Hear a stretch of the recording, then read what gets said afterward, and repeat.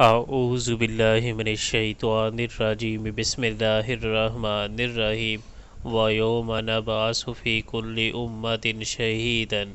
अलैहिम मिन अनफुसिहिम व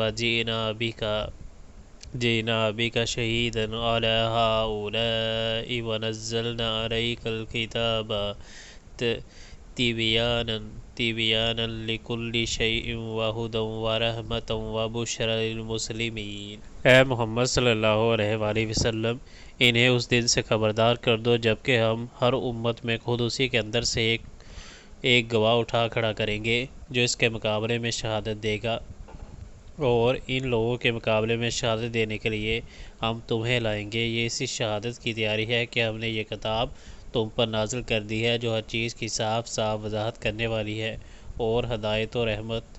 और बशारत है उन लोगों के लिए जिन्होंने सर तस्लीम खम कर दिया है।